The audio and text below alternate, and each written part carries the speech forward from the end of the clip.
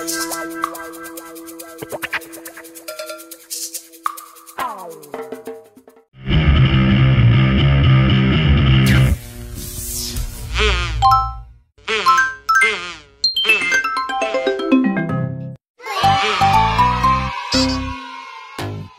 what's up mga Chipapi, my name is Pastor Jay Moto and welcome back to the channel. Nandito tayo ngayon para sa content natin na kikilatisin natin yung kauna-unahan na C200 Explorer na FI.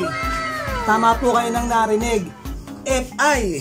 So yun, kasama natin si Pastor Kaloy para kilatisin natin tong kauna-unahan na C200 na FI. Actually hindi to factory built na FI. Ano lang to?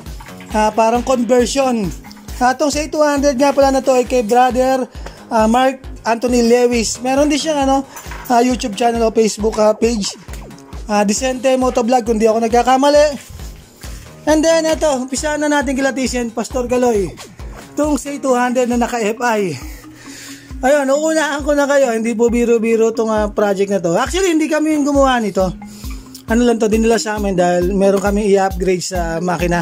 Kilatisin natin kung ano yung mga kinabit dito sa C200 para magawa siyang FI. Hindi lang naman kasi basta sinabing FI na, okay na yun, papalitan na ng injector, ng throttle body, FI na. Hindi po. Hindi doon nagtatapos yun. So, unahin muna natin isa-isa kung ano yung mga nakakabit sa kanya. Unahin natin dito sa pinakaunang sangkap para maging FI yung mga carburetor type natin. From carburetor type, FI na to. Etong injector niya. Injector daw na to, tawag doon, 180cc. Yung injector na gamit niya. And then, tong throttle body, UMA 36mm. Yun yung gamit na throttle body dito. Then, sa ECU, pitch bike programmable ECU. Yun yung gamit niya. And then, sa harness nito, kung di ako nagkakamali, nakakabit na harness dito, pang Sniper B2. Pang Sniper version 2. And then, kailangan din natin syempre magkaroon ng fuel pump. Ayan, minodify na lang nila yung tangke para makabitan nila ng fuel pump. Kasi ano yan isa yan sa mga sangkap na mga electronic na mga na injector. Kailangan may fuel pump yan. Then, yung magneto nito, parang nakaset din to ng pang Sniper.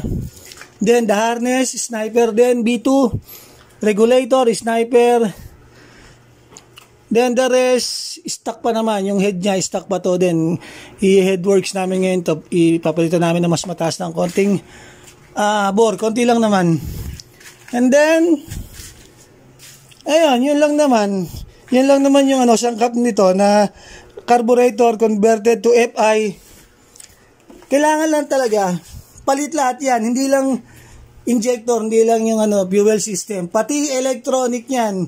Meron din yung mga sensor, may map sensor, may auto sensor, bla bla bla, maraming sensor ang mga ang mga ECU. Medyo komplikado siya, medyo magastos. Base sa estimate na gastos dito, estimate natin mga nasa 50k to, naglalaro sa 50k. From injector to throttle body to harness to ECU, racing ECU, lahat, estimate natin, nasa 50k. Ganun yung nagastos dito. Actually, pangalawang stage na to nagawa Yung unang gawa dito daw, yung pinaka-alpha stage niya, parang pang Gixxer yata yung ginamit nila na harness. And then, medyo nagkaroon ng problema hanggang mag-ship sila dito sa sa pang Sniper. Pastor Kaloy, anong masasabi mo sa project na to? Pwede rin. Medyo madugo nga lang.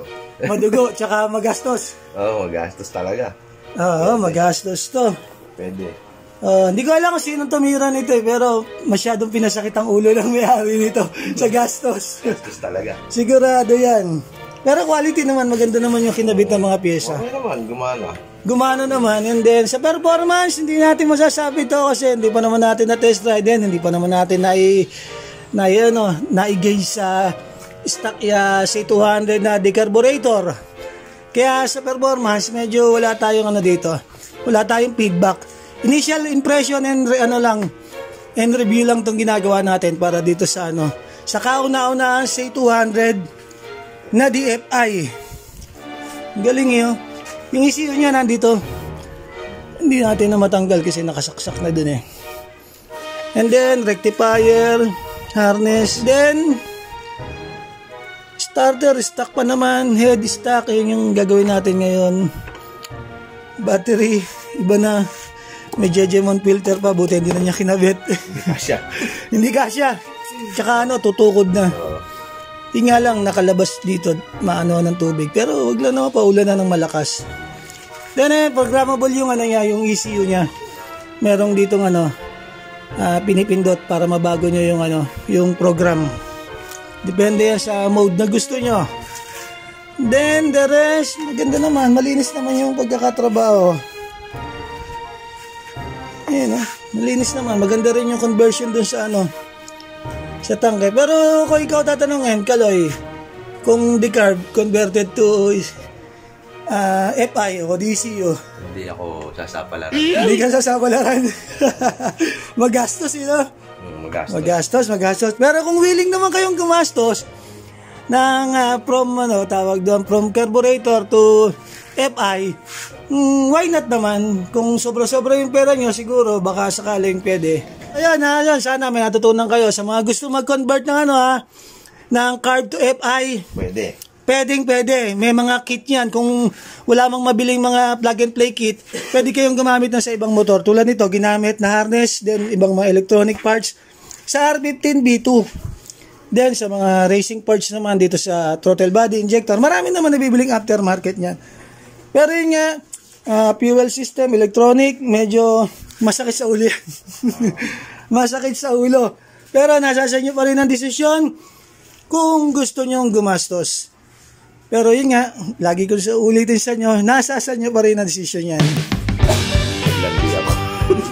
So yun, shoutouts nga pala doon sa kapatid ko kay Jeneline nga Sarangay para sa nagreban kay Pastor Kaloy.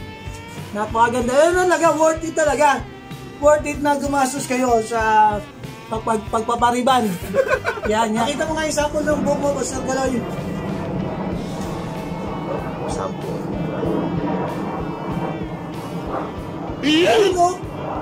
From carb to FI. FI hair. Fuel injected hair. So yun, napakaganda. Ito, magkano lang ginastos dyan? Magkano ba bayaran sa mga ganyan? 1.5. 1.5! Napakatindi, 1.5. So at least, medyo mura-mura pa rin. Worth it naman. Ano yung plus 10 kph sa takbo. Plus 10 kph. So paano, ganito na lang tayo mga chubapi. Salamat sa panonood nyo. Lalabag na ang closing ceremony. Sumayon, kabayapaan. Mayo kayo at nang makarami. Yan!